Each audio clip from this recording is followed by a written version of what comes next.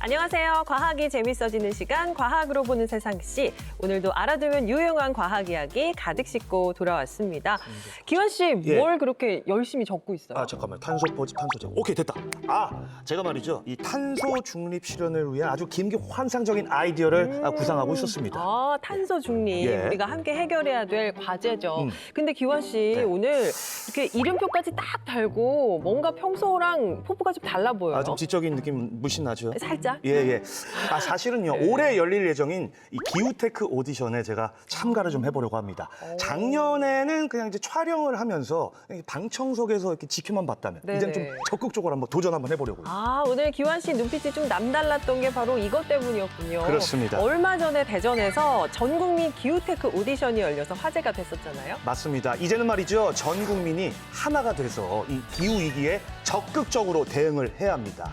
자, 그래서 오늘 저희 과학으로 본 세상 C에서는요, 이 문제에 대해서 조금 더 적극적이고 심층적으로 접근을 해보려고 하거든요. 오늘도 기대해 주시기 바라면서 시작해봅니다. 채널 고정!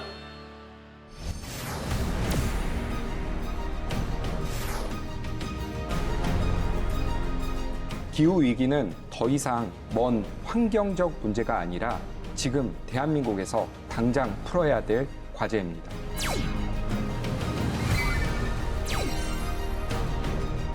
기후위기 대응과 탄소 중립 달성을 위해서는 잠재력 있는 연구들이 사업화가 될 수 있도록 선순환이 이루어져야 된다고 생각합니다.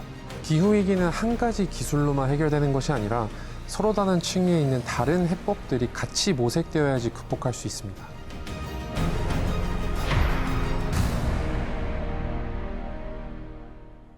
얼마 전 카이스트와 함께하는 전국민 기후테크 오디션이 열렸는데요. 기후 위기에서 지구를 구할 해법을 가지고 정말 많은 분들이 모이셨습니다. 그중에서 뛰어난 아이디어와 기술을 인정받은 분들이죠. 영광의 수상자, 기후테크 스타트업 대표님들과 심사위원까지 직접 모셨습니다. 안녕하세요. 소개 부탁드릴게요. 저는 카이스트 창업원 최명재 교수입니다. 만나서 반갑습니다. 예, 반갑습니다. 네, 안녕하세요. 기후테크계 영포티를 대표하는 미네락스의 박형건입니다. 반갑습니다. 반갑습니다. 기후테크의 영포티. 네. 안녕하세요. 저는 주식회사 플랜트너 대표 신정우라고 합니다. 반갑습니다. 좋습니다. 영20시죠? 그쵸, 아슬아슬하게. 네, 축하드립니다.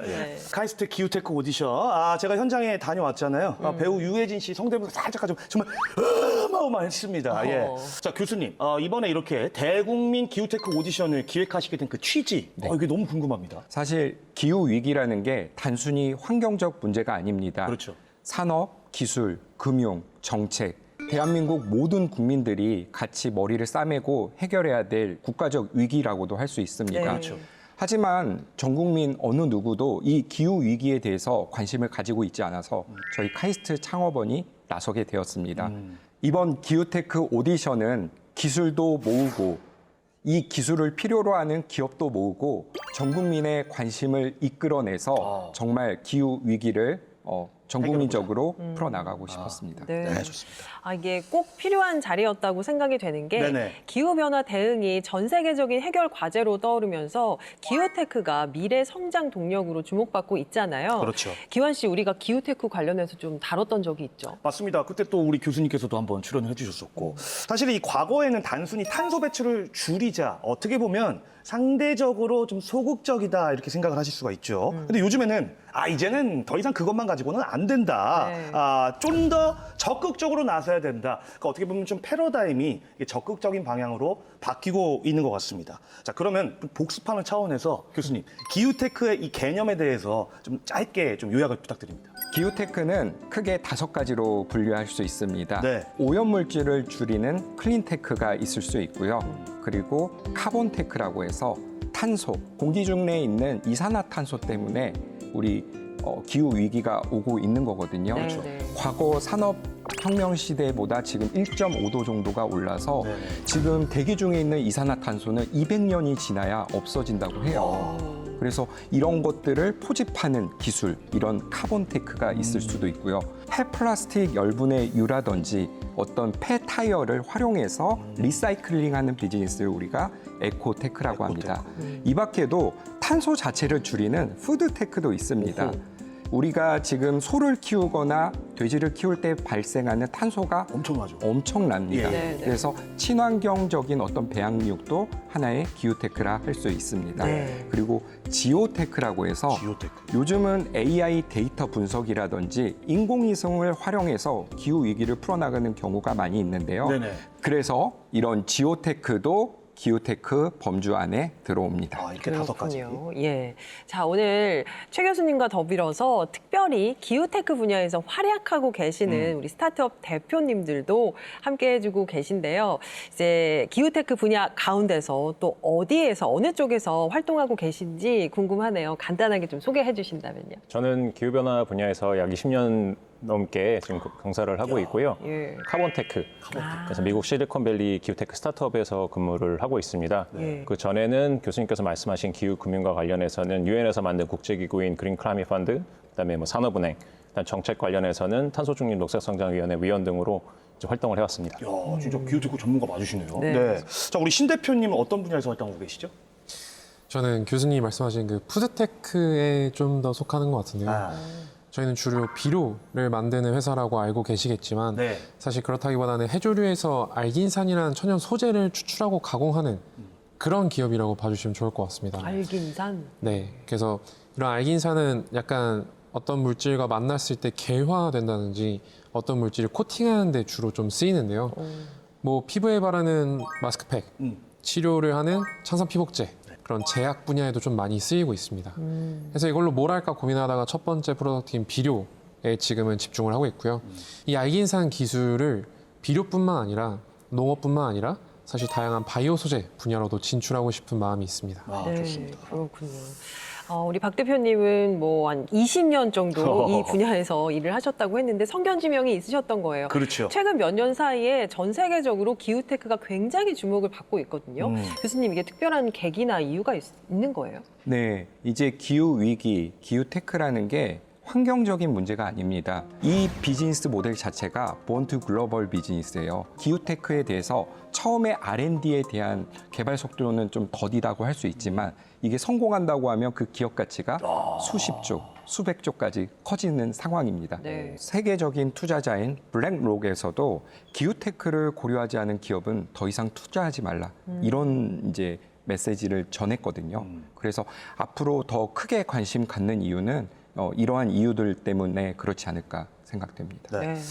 이제 기후테크가 단순한 환경 이슈를 넘어서 이제는 뭐 수익 창출과 맞물리는 기술로 나아가고 있는데요. 그렇죠. 이제 현업에서 뛰고 계시는 대표님들도 체감을 하시는지 궁금합니다. 박 대표님 어떠세요? 진짜 20년 되셨으니까 제일 잘하실 것 같아요.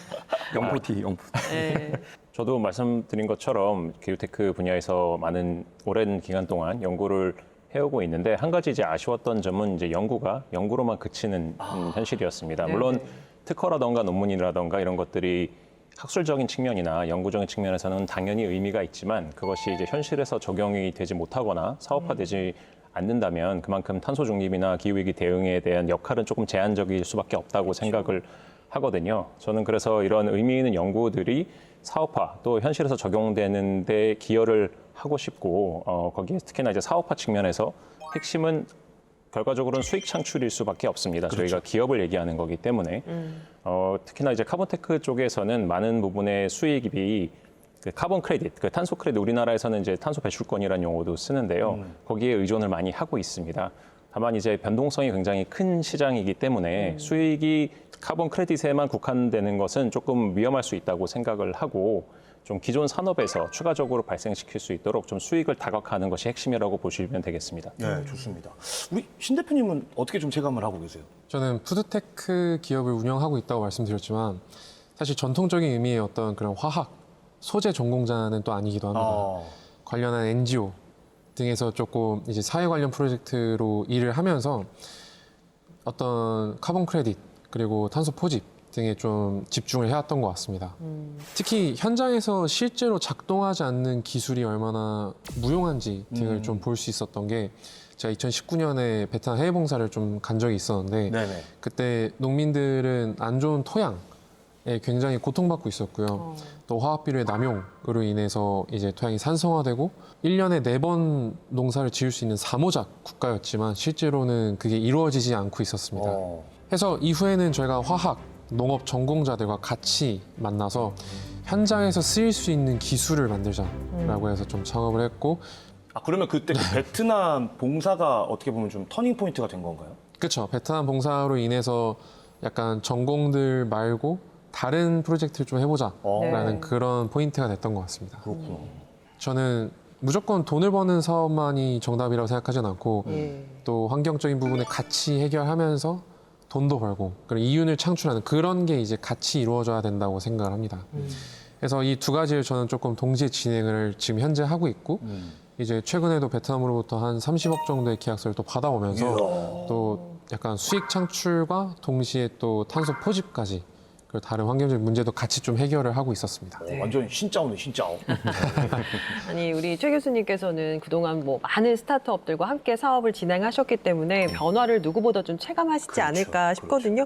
실제는 좀 어떻게 느끼고 계세요? 사실 이게 창업이잖아요. 네. 군인은 전투력으로 말하고 연구자는 논문 숫자로 말하고 창업자는 기술 사업으로 말한다. 이런 말이 있습니다. 네네. 그래서 저희 카이스트 창업원에서 한 게 패스트 프로토타입인데요. 아무리 좋은 기술도 이제 스타트업 대표님들이 혼자서 만들게 되면 정말 기간이 많이 듭니다. 한계가 있죠. 그렇죠. 저희는 그거를 6개월로 줄어들 수 있는 저희가 저희 창업원 교수님 그리고 학내에 있는 카이스트 교수님들이 다 같이 붙어서 그 실제 그 제품을 빠르게 만들어줍니다. 얼마나 든든할까요? 진짜 든든하게 네. 또. 이런 것들도 있을 수 있고요. 궁극적으로 기업은 돈을 벌어야 된다고 생각합니다. 네네. 그렇죠. 그렇기 때문에 이 시장에 수요가 있는지를 저희가 오픈 이노베이션을 통해서 또 찾아줍니다. 아무래도 카이스트라 보니까 많은 대기업들과 스타트업을 이제 브릿지로 연결해주는 역할을 하고 있어요. 그러면 스타트업 대표님들이 어떤 체감을 하시냐면 이 기술을 활용해서 어떻게 산업에 적용시키지? 그 솔루션을 조금 더 쉽게 알 수 있더라고요. 그래서 이것을 할 수 있는 곳은 카이스트 그리고 카이스트 창업원이다 해서 이렇게 하고 있습니다. 네, 아주 홍보까지 오늘 야무지게 하고 계십니다. 네네. 미래 산업 질서를 결정하는 기술을 실현하기 위해서 카이스트에서 전 국민을 대상으로 해법 찾기에 나섰습니다. 카이스트 기후테크 전 국민 오디션 과연 어떤 아이디어들이 나왔을까요? 오늘 이 자리에서 기후위기의 해법을 제시하는 9개의 아이디어가 경쟁을 펼칩니다. 단순한 아이디어를 넘어 실행 가능성으로 답해야 하는 자리. 카이스트 기후테크 전 국민 오디션 지금 시작합니다.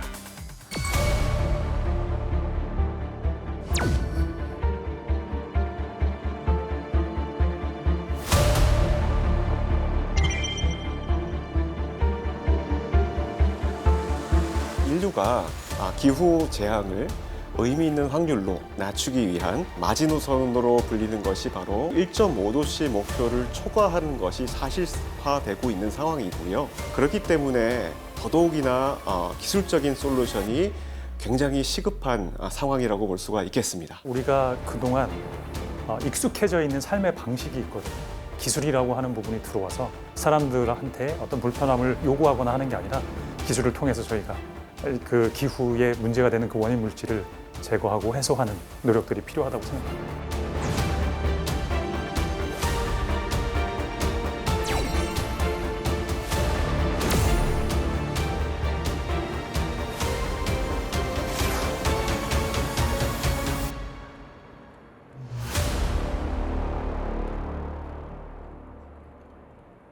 기후테크 전 국민 오디션.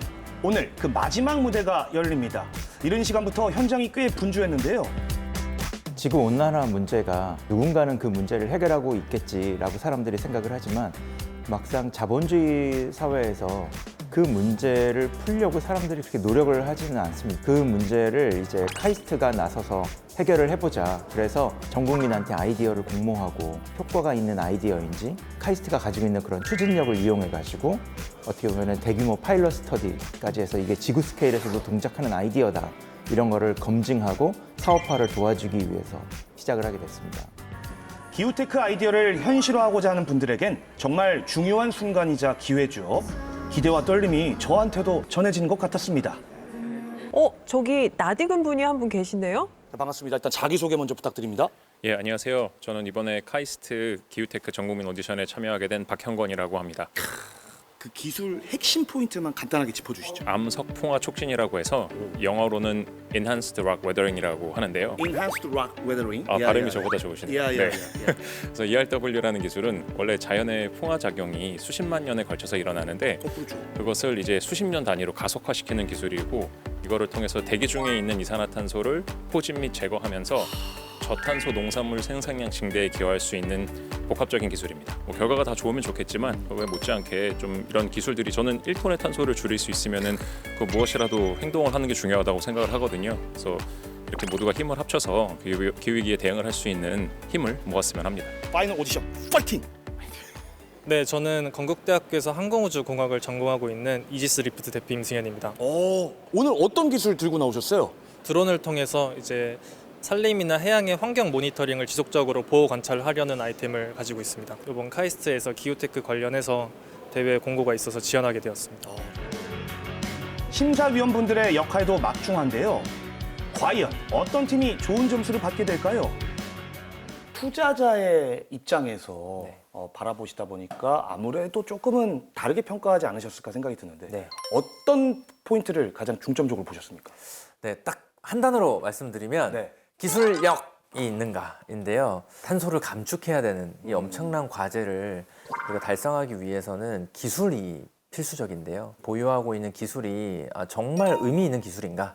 그리고 기존에 나와 있던 기술력 대비해서 차별성이 있는가? 이런 부분에 좀 주안점을 두고 평가를 진행했습니다. 카이스트 기후테크 전국민 오디션 대망의 파이널을 시작하겠습니다. 자, 이제 오디션이 시작됐습니다.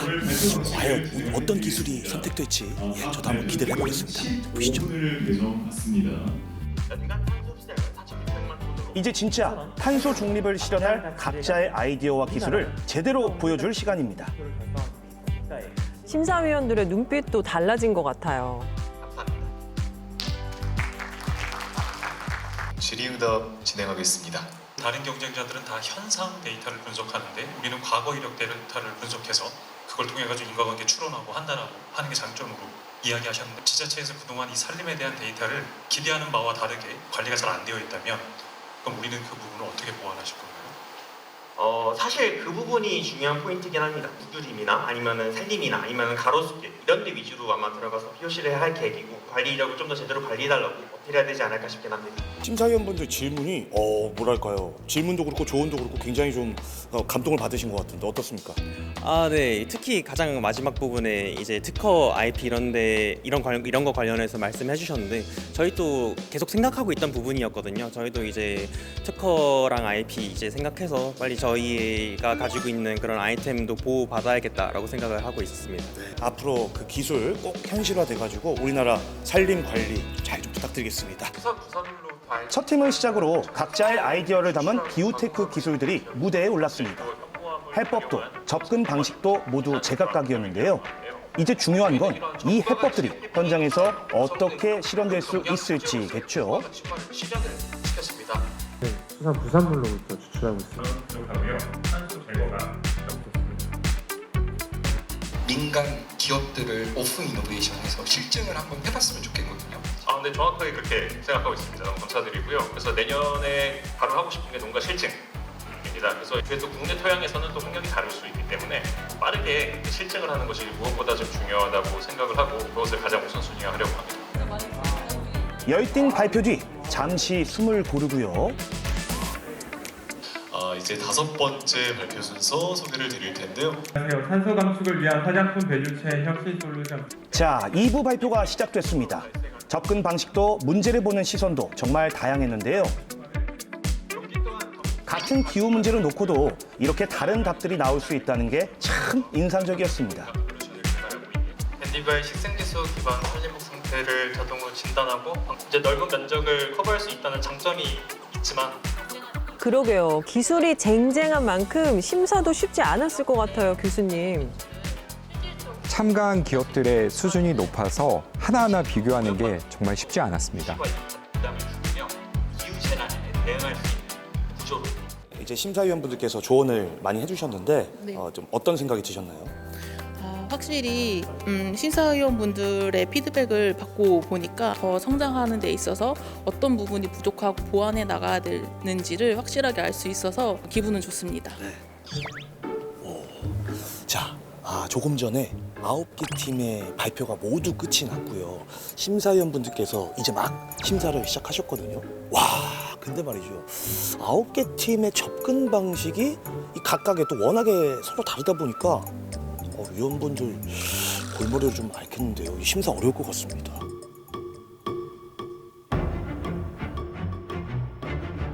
모든 발표가 끝났고 이제 선택의 시간이 다가왔습니다. 심사위원들의 논의도 한층 더 진지해졌는데요.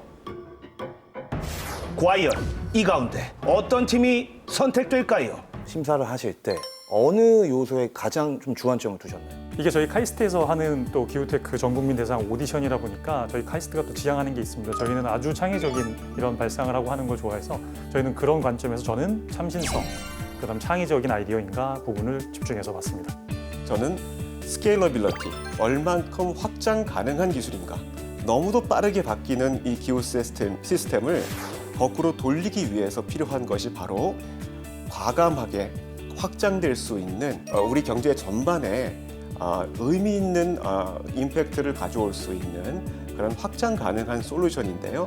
그런 부분들을 주안점을 둬서 평가를 했습니다.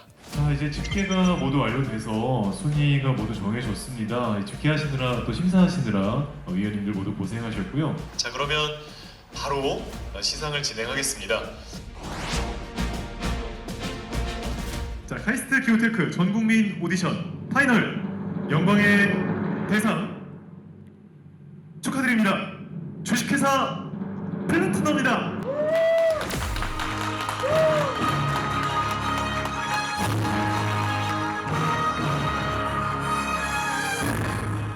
다시 한번 여러분 큰 축하의 박수를 보내주시길 바랍니다. 자, 하나, 둘, 셋. 사실 오늘 오디션의 경험이 굉장히 중요한 계기가 됐을 거라고 생각합니다. 앞으로 이러한 좋은 아이디어, 혁신적인 아이디어가 계속해서 검증되어지고 단련되어져야지 앞으로 정말로 의미 있는 솔루션, 임팩트가 있는 솔루션, 시장에서 확장 가능한 솔루션이 나올 수 있을 거라 생각합니다. 그래서 앞으로 이런 계기가 많이 만들어지고 또 많은 저변이 국민 전체에 확산되면 하는 바람을 갖고 있습니다. 카이스트 기후테크 전국민 오디션 대상 수상자십니다. 박수! 축하드립니다. 잠깐만요. 네. 죄송해요.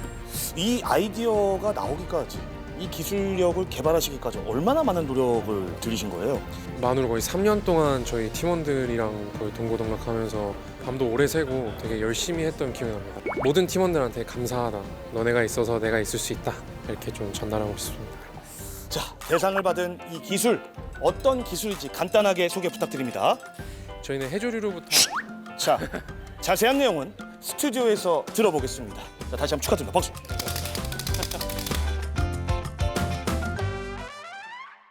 네, 잘 봤습니다. 요즘 오디션 프로그램이 대세잖아요. 네. 이제부터는 오디션 프로그램의 강자가 기후테크 오디션이 되지 않을까라는 생각이 들 정도로 정말 흥미진진했습니다. 자, 전 국민이 참여하는 오디션이라서 저는 그 의미가 더 배가 되지 않았나 생각을 해보는데요. 자, 교수님, 이번 그 기후테크 오디션과 그다음에 기존에 이제 하던 그 창업 경진대회, 이게 분명히 차이점이 있을 것 같아요. 어떤 차이점이 있나요? 기존 창업 경진대회 같은 경우에는 IR 피칭을 통해서 어떤 비즈니스 모델인가요? 여기까지만 평가를 했습니다. 근데 저희가 이번에 기후테크 오디션을 통해서 카이스트 교수진이 정량적 분석까지도 평가를 했습니다. 그러면은 그러니까 선발을 넘어서서 검증까지 들어갔다. 맞습니다. 검증과 실증화까지 유효한 기술인가를 봤습니다.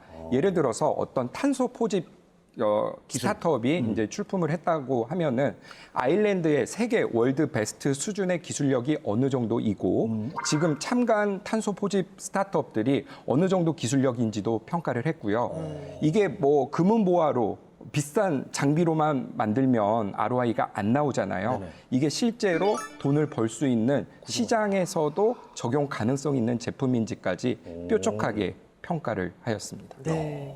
그러니까 이 자리가 어떤 장기적인 성장 여건의 출발점이라는 게 그게 사실 정말 의미가 있는 것 같은데 맞습니다. 굉장히 치열한 선발 과정이 있었다고 들었어요. 맞아요. 여기 두 대표님들의 아이디어가 그래서 더 궁금해집니다. 신 대표님 이번에 우승하셨어요. 아이디어의 영감을 어디서 얻으셨어요? 농업이지만 땅이 아니라 바다에서 한번 솔루션을 찾아보자 라고 해서 이제 해조류에서 저희는 영감을 좀 얻었었고요. 네. 보통 미역국을 끓였을 때도 이렇게 좀 끈적끈적한 네. 그 하얀색이 이제 알긴산이라 불리는 물질인데 저희는 그걸 어떻게 하면 좀 더 고순도로 추출할 수 있을까 그런 걸 좀 고민하면서 기술을 디벨롭했고 결국 그 비료를 만드는 구조부터 저희는 좀 변화를 해왔었습니다. 생일날 미역국 드시다가 영감 얻으셨네요. 그렇지는 않습니다. 그렇지는 않아요. 네. 제주도에 이제 갔다가 처음 봤을 때 보통 여름의 시즌에 많이 몰려와 있어요 해변가에 굉장히 모자반 같은 아, 그렇죠. 그렇죠. 몰려있죠. 그런 것들이 사람이 먹기엔 너무 질기고 그렇지만 그래서 버리기엔 이제 버리기엔 좀 아깝고 그래서 보통 지자체에서 수억을 들여서 수거해서 태우거든요. 아, 그래요? 네, 그래서 저희는 그걸 좀 더 무용한 가치를 유용하게 만들어 보자.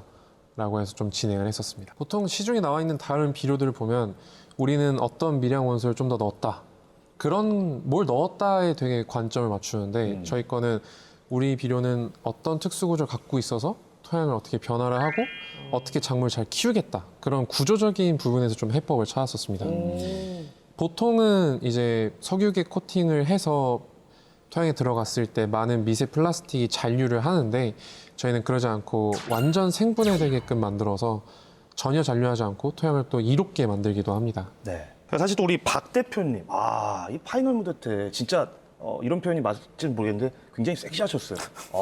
발표하시는 모습이 너무 멋졌어요. 그 아이디어 제가 간단하게 좀 말씀을 드리면 그 제주도에 가면 널려 있는 게 이제 현무암이지 않습니까? 이게 어떻게 보면 이제 자연 소재인 건데 이 현무암을 활용해서 대기 중에 지금 떠돌아다니고 있는 이 이산화탄소 CO2를 갖다 포집을 합니다. 근데 거기서 그치는 게 아니고 그거를 갖다가 지하수 혹은 해양 환경에 저장한다. 이게 이제 기술의 핵심이었잖아요. 어디서 영감을 얻으셨는지 또 조금 더 덧붙여서 기술 소개를 해주시면 감사하겠습니다. 암석 기반의 어떻게 보면 자연에서 저희가 얻을 수 있는 자원을 출발점으로 해서 거기다가 혁신 기술 요소를 접목을 해가지고 하는 약간 기후테크라고 보시면 좋을 것 같습니다. 암석 풍화 촉진이라는 표현을 씁니다. 그래서 보통 일반적으로 자연에서 암석풍화 작용이 수십만 년에 걸쳐 일어나는데 이거를 기술의 힘을 빌어서 수십 년으로 앞당기는 그런 기후테크, 카본테크 기술이라고 좀 보시면 좋을 것 같고요. 우선적으로 제주도에서 이 기술 적용을 도입하는 것을 고민을 하고 있는데 그 제주도가 ERW에서는 정말 세계에서 드물게 굉장히 최적의 조건을 갖추고 있습니다. 도의 대부분이 현무암 지대로 되어 있고요. 또 신재생 에너지가 우리나라에서 그 어느 지역보다도 풍부하게 사용을 할 수가 있고 또 물류거리나 이런 것들이 짧아서 LCE 측면에서도 도움이 되고요. 또 농경 경작지 면적률이 한 30% 정도 됩니다. 그래서 그런 것을 가지고 만약에 제주도 전체에다가 ERW를 적용하면 저희가 포집할 수 있는 최대량이 한 연간 30만 톤 정도가 가능할 거라고 보여지는데 그게 제주도의 농업 부분에서 발생하는 온실가스 배출량의 약 95%에 달하는 많은 잠재력을 가지고 있다고 생각을 합니다. 말씀하신 ERW, 암석 풍화 촉진, 이거 약간 저희 그 옛날에 그 지구과학 뭐 이런 시간에 배웠던 암석 풍화 관련해서 좀 그거밖에 기억이 안 나요. 혹시 전공이 그쪽은 아니신 거잖아요? 전혀 전공은 그쪽은 아닙니다. 그럼 어디에서 이 암석 풍화 촉진을 딱 받으신 거예요? 결정적으로 ERW에 관심을 갖고 계기가 됐던 것은 작년에 일론 머스크 재단이 이제 주최한 엑스프라이즈라는 경진 대회가 있는데요. 거기에 탄소 제거 대회에서 최우수상 대상을 받은 기업이 이제 마티카본이라는 회사가 있습니다.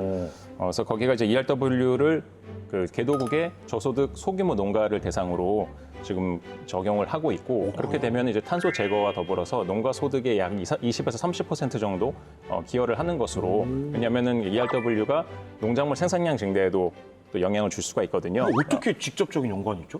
그게 이제 비료 같은 역할을 어떻게 보면 하는 겁니다. 그래서 토양을 더 비옥하게 만들어주고 왜냐하면은 그런 암석 안에 칼슘이라던가 뭐 그런 무기질, 그래서 토양에 도움이 되는 그 원료들이 많이 있거든요. 그래서 그것들이 농작물 생산량 증대에 이제 또 기여를 할 수가 있습니다. 그래서 그런 거를 굉장히 좀 관심 있게 받고 거기서 이제 영감을 얻어서 저는 좀 한국형 ERW 기술 개발이랑 사업화를 해보고 싶다라는 이제 관심을 갖게 됐던 거고요. 그래서 거기들이랑 같이 저희가 협력을 하고 있어서 이거를 저희가 전반적으로 전 주기에 걸쳐서 사업을 제대로 할 수 있을 것 같은 생각이 들어서 네. 이번에 이렇게 도전하게 됐습니다. 보니까 우리 박 대표님이 이제 암석 풍화 촉진 기술, 네네. ERW 기술이 기존 방식의 한계를 극복할 수 있는 기술이다. 이렇게 말씀을 하셨다고 들었어요. 이유가 뭘까요? 일단은 그 기후위기의 속도가 여러분들이 아시는 것처럼 굉장히 빠르게 진행이 되고 있습니다. 그렇기 때문에 지금 전 세계가 그 온실가스 감축과 상쇄만으로는 부족하고 제거가 병행이 돼야 된다라는 얘기를 몇 년 전부터 하고 있었던 거고요. 지금 전 세계가 또 기후위기로 인해서 그런 작황 부진이 많이 일어나고 있거든요. 네네네. 지금 개도 경우에는 더 심하고요. 그래서 ERW 같은 경우에는 탄소 제거와 농작물 생산량 증대, 어떻게 보면 두 마리의 토끼를 다 잡을 수 있기 때문에 굉장히 현실적인 선택이라고 생각을 하게 됐습니다. 이번 기후테크 오디션 경쟁이 굉장히 치열했는데 네. 심사위원단이 교수님 가장 중요하게 봤던 그 중에서 심사 기준이라면 뭘 꼽으시겠어요? 현장 적합 가능성 그리고 글로벌로도 먹힐 수 있는 기술인가 어허. 이 점에 좀 포커싱이 됐던 것 같아요. 예. 아무리 좋은 기술이라도 적용 가능하지 않으면 정말 오랜 시간이 걸리잖아요. 이번 기후테크에서 크게 좀 봤던 것들은 현장 적합성이 있는가 네. 그리고 우리 대한민국에서만 먹힐 수 있는 기술이 아니라 전 세계 나가서. 글로벌적으로도 세일즈할 수 있는 기술인가 이걸 좀 봤던 것 같습니다. 그렇군요. 이게 사실은 보면은 뭐 하나만 뛰어나다고 해서 될 건 아닌 것 같고 모든 영역에서 이 밸런스를 좀 맞춰야 되는 것 같은데 제가 이걸 참고해가지고 내년에 아니다 올해 또 하죠? 맞습니다. 네, 올해 도전합니다. 몇 월이죠?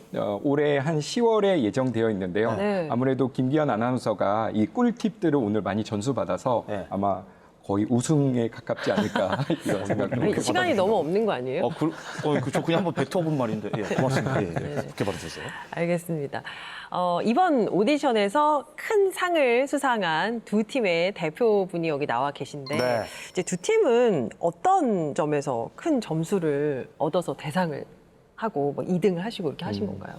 1등 팀 같은 경우에는 아까도 말씀드렸지만 현장 적합성이 있었습니다. 이게 이제 푸드테크에서 네.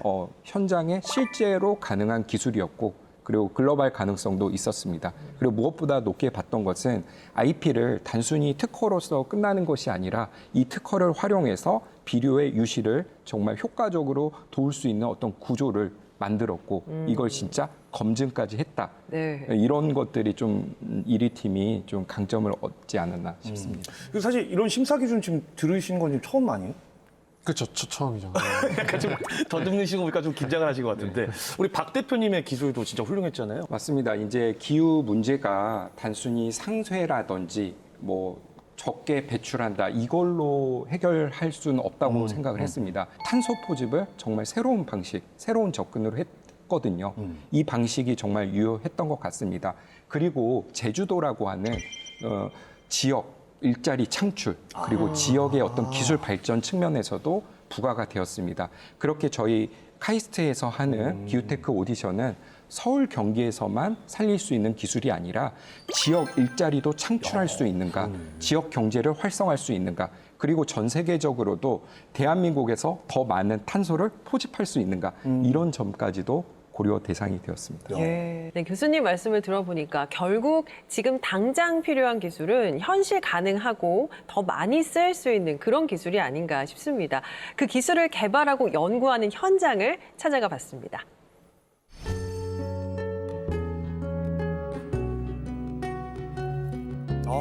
이 스멜. 좋았어.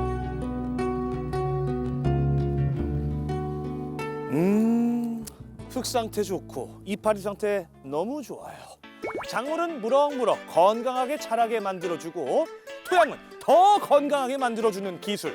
이번 카이스트 기후테크 오디션 1위의 주인공, 그 주인공분들의 기술을 자세히 파헤쳐보려고 합니다. 가시죠.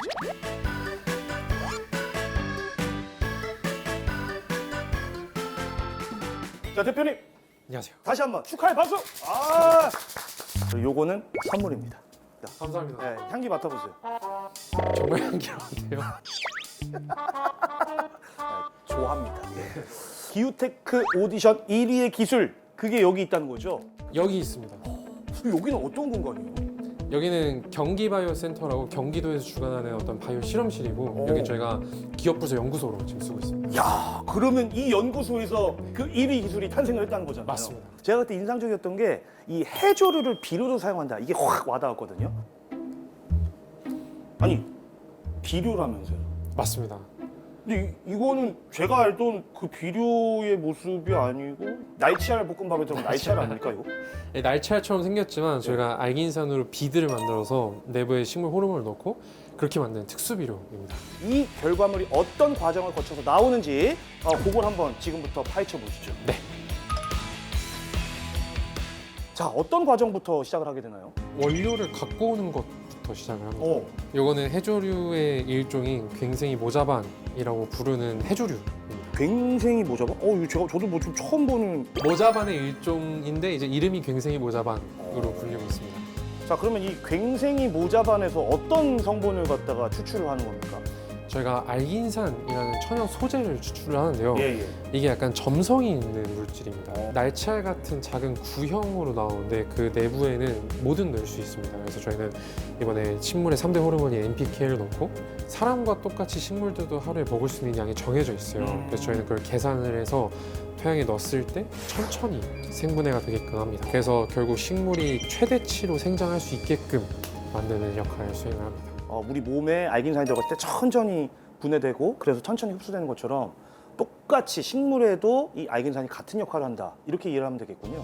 주로 이 해조류는 끓여서도 알긴산이 나오긴 해요. 하지만 이제 그런 것들은 수율이 낮고 뭐 순도도 낮고 퀄리티 컨트롤이 안 되는 그런 부분들이 있고 가장 최적의 수율을 높일 수 있는 방법을 찾은 게 이제 교반 방법이었습니다. 이걸 통해서 저희는 단단한 이 해조류의 벽을 좀 용해시키는 역할을 수행을 합니다. 저희가 탄산나트륨 용액과 괭생이 모자반 원료 이 두 가지 넣어서 섞습니다.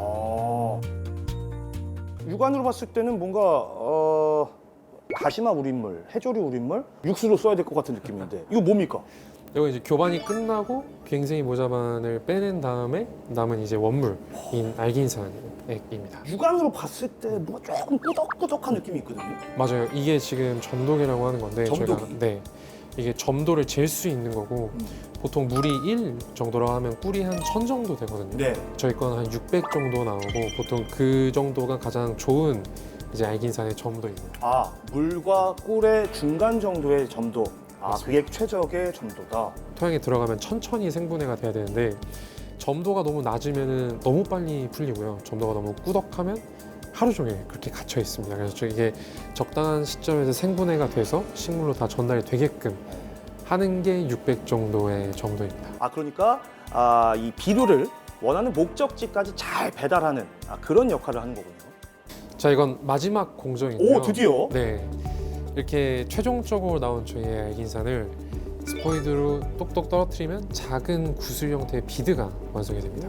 끈적끈적한 이것들이 나오고요. 떨어지면서 진짜 바로 그 뭔가 알갱이처럼 모양이 잡혀버리거든요. 그래서 이렇게 투명하게 지금 위에 떠 있는데 시간이 조금 지나면은 건조되면서 구형으로 나오게 됩니다. 아까 처음에 보여주셨던 이 결과물이 나오는 거구나. 그럼 이걸 적용해서 뭔가 작물을 재배한 사례도 있습니까? 실제로 저희가 국가 공인기관에 맡겼을 때 배추 대상으로 실증 실험을 했었는데 12.9% 정도의 생장성을 더 향상을 시켰다라는 공식적인 데이터를 좀 최근에 받아온 적도 있습니다. 자, 비료 성분이 아니라 비료가 작동하는 방식을 아예 바꾼 것이다. 정말 아이디어 리스펙합니다. 대표님, 그리고 제가 사실은 그 집에서 취미로 쌈채소를 키우고 있는데 혹시 요거 가져가가지고 저희 채소들한테 이렇게 먹여줘도 될까요? 큰 상관없는데 내부에 저희가 성분들을 아직 안 넣어놔서 사서 이제 드시는 걸 추천합니다. 알겠습니다. 이 근처에 마트가 어디 있더라? 인류 생존을 위한 마지막 전략 기후테크. 기후변화는 앞으로의 경제 전망에도 핵심 변수가 됐습니다. 박 대표님, 이를 반영한 어떤 보고서들이 나오고 있죠. 네, 지난 20년간 기후변화로 인해서 일어난 피해를 수치화해보면은 약 3,800조 원에 달하는 시간으로 계산을 하면 200억 원 이상의 그런 피해가 일어났습니다. 전체 중에서 약간 64% 정도가 폭풍으로 인해서 발생한 손실이고요. 나머지가 여러분들이 생각하실 수 있는 폭염이라던가 홍수, 가뭄 이런 것들에 의해서 이런 기상 이변에 의해서 경제적 손실이 발생을 했습니다. 그 숫자로 이렇게 딱 들으니까 더 그 위기가 체감이 되는데 그 기후 변화가 이 세계 국내 총생산, GDP에 미친 영향도 진짜 어마어마하다고 하는데 혹시 관련 자료 뭐 좀 알고 계신 거 있을까요? 지난 20년간이 GDP에 미친 영향이 적게는 0.05에서 많게는 0.82%까지 좀 변화가 있었다라고 추정이 되고 있는데요. 저소득국은 특히 경제적 타격이 컸습니다. 네. 뭐 고소득 국가인 미국 같은 경우는 0.2%의 되게 적은 이제 타격을 받았던 한편 저소득국들은 한 1%까지도 타격을 받을 정도로 매우 큰 변화를 주었었습니다. 편차가 좀 있군요. 맞습니다. 근데 사실 여기서 중요한 정보는 이 보고서에 나온 수치들보다 피부에 와닿는 것들은 훨씬 더 컸었는데요. 실제적으로는 이보다 훨씬 이 수치를 상회할 정도로 많은 이제 변화를 주었다고 평가받고 있습니다. 예. 자, 기후 위기 대응은 식량 위기를 불러올 재난, 국가 경제 안보와 모두 연결이 된 필수적인 과제입니다. 네. 자, 교수님, 앞으로의 방향성 어떻게 보고 계세요? 네, 기후테크 초기에는 신기술 자체가 얼마나 대단한가 이런 거에 관심을 가졌다면 이제는 얼마나 빠르게 그리고 더 많은 영역에 접근이 가능한가 이런 것들이 더 중요한 시대가 된 것 같습니다. 특히 아까 검증에서 이제 이게 실제로 구현 가능한 기술인가 이런 부분들이 포커싱이 맞을 것 같고요. 그리고 단순히 탄소를 상쇄하는 부분이 아니라 탄소를 포집해야 되는 것이 이제 전 세계적으로 화두가 되고 있습니다. 그렇죠. 그래서 얼마나 많은 탄소를 잘 포집할 수 있을까? 네. 이것도 이제 또 하나의 관점이 될 것 같습니다. 앞서 제가 2030 이제 유럽의 예를 들으면서 탄소세를 내는 기업들이 탄소세를 많이 부과받는 나라들이 발생할 것이다라고 했는데 전 세계적인 어떤 정치 그리고 법률 그리고 금융 트렌드에 맞게 그거에 대응하는 스타트업들이 더 많은 성장을 할 수 있을 것이라고 생각됩니다. 네. 저는 오늘 뭐 교수님과 이 두 대표님들의 말씀을 들으면서 지금 뭐 다들 위기다 하지만 그래도 희망은 보인다. 조금 희망을 엿볼 수 있는 시간이었습니다. 이번 그 전국민 기후테크 오디션이 어쨌든 기후테크 분야에 종사하고 계시는 뭐 대표님들이라든지 혹은 뭐 교수님 같은 연구하시는 분들 모든 분들에게 좀 귀감이 되는 그런 시간이 됐을 것 같은데 긴 여정을 마친 소감이 좀 궁금하거든요. 자, 먼저 신 대표님. 2024년은 이제 시작의 해였고 2025년은 어떤 증명의 해였던 것 같은데 그 증명이란 정말 이윤을 창출할 수 있는지 그리고 환경적으로 어떠한 영향을 줄 수 있는지 이런 두 가지 좀 지표를 갖고 증명을 해나가는 시기였어요. 이윤을 추구하는 거는 베트남에서 어느 정도 증명을 하고 있었고 다만 환경적으로는 어떻게 증명을 할까 고민을 하던 찰나에 이 대회를 보고 이제 좀 준비를 하면서 특히 그 카이스트 창업원에서 멘토링이 되게 큰 역할을 했던 것 같습니다. 그런 약간 환경적인 정량적 지표를 제시를 해주신 덕분에 좀 파이널까지 갔던 것 같고 그래서 결국 이 2025년은 그런 것들을 증명해 나간 해였다라고 생각합니다. 좋습니다. 증명. 네. 자, 우리 박 대표님은 어떠셨습니까? 사실 그 20년 전과 지금 엄청 다르지 않습니까? 네. 그때는 이런 대회가 없었나요? 그때는 이제 기후테크라는 용어 자체를 사실은 쓰지 않았었고요. 그렇게 이게 좀 진화가 되었는데 뭐 클린테크, 네. 뭐 1.0, 2.0 이러면서 이제 기후테크란 말이 쓰인 거는 사실 5년 정도밖에 안 된 것 같습니다. 그래서 저는 어쨌든 기후 분야에 종사하는 사람으로서 어쨌든 이런 또 관심과 이런 것들이 굉장히 중요하다고 생각하거든요. 거기에 대해서 되게 기쁘게 생각을 하고 네. 이번 카이스트 전국민 오디션 같은 경우에는 뭐 카이스트 하면은 너무 잘 아시겠지만은 국내뿐만 아니라 전 세계적으로 과학과 녹색 성장을 주도해 오고 있는 기관이라고 당연히 보실 수가 있거든요. 그래서 이번 오디션을 통해서 저는 저희 아이디어와 또 실행력에 대해서 정말 검증을 받고 싶었던 게 가장 큰 계기였고 또 그 부분에 대해서 많은 멘토링과 이런 데를 지원을 해주셨던 거에 굉장히 감사드리고요. 마지막으로 계속 제가 나이를 얘기해서 조금 그렇긴 하지만 보통 오디션 하면은 좀 미래 세대를 위한 걸 수도 있는데 이거를 전 국민으로 확대를 해주셔서 이렇게 저한테도 기회가 올 수 있어서 다시 한번 그 점에 대해서 깊은 감사를 드립니다. 예. 자, 이 방송 오늘 함께 하시면서 예. 시청자분들 중에서 기후테크 분야 창업 고민하는 분도 계시지 않을까 싶거든요. 좋습니다. 우리 신 대표님이 좀 이제 이 분야에서는 이제 선배가 되실 수도 있으니까 조언을 좀 해주신다면요. 아까 교수님께서 말씀하신 그 5개 분야가 되게 크고 좀 막연해 보이거든요. 예를 들어서 뭐 카본테크라고 지정을 하고 창업을 하겠다라고 하면 어떻게 내가 접근해야 될까 고민이 클 것 같아요. 근데 사실 이런 기후 분야는 좀 현실에서 와닿는 작은 문제에서부터 시작을 한다고 생각합니다. 그래서 완벽한 해답을 바로 찾아서 시작을 하자라기보다는 눈앞에 당장 있는 문제들을 좀 하나씩 해결해 나가면서 그런 거에서 저희는 기후테크가 좀 시작된다고 생각합니다. 그 돈이 없어도 시작할 수 있습니까? 제가 그 창업했을 때가 대학생이었었으니까 잔고가 한 100만 원. 그래서 저는 제 공동 창업자랑 100만 원, 100만 원에서 200만 원을 넣고 시작을 했었어요. 그래서 네. 좀 다양한 정부 지원 그리고 이제 투자사들의 투자 그런 것들로 이제 좀 나아갈 수 있었기 때문에 돈이 없어도 할 수 있다. 제가 해봤다. 저도 이렇게 말씀드려도 될까요? 네. 돈이 없어도 아이디어만 있으면 카이스트 창업원으로 찾아오십시오. 저희가 예. 창업을 도와주고 기후테크, 기후 문제를 푸는 기업이라면 네. 적극적으로 도와드리겠습니다. 그러니까요. 네. 전 국민 오디션 문을 오래 두드리십시오. 열립니다. 네, 예. 맞습니다. 자, 박 대표님 또 어떤 말씀을 해주고 싶으세요? 특히나 젊은 세대분들이 진취적으로 도전을 해주셨으면 하는 바람이 있고 기후테크 분야 뭐 5개 아까 말씀하셨지만 그 안에서 정말 수많은 또 세분화되는 기술들이 있거든요. 그래서 거기서 충분히 전문성을 쌓으시고 최대한 빨리 이렇게 진취적으로 도전을 하시면 카이스트 같은 또 기관들이 옆에서 응원을 하고 도와주실 거라고 생각을 합니다. 네. 자, 기후테크가 거창한 기술로만 머무는 게 아니라 지금 당장 실현 가능한 기술로 우리의 다음 세대를 이끌어주길 기대해 보겠습니다.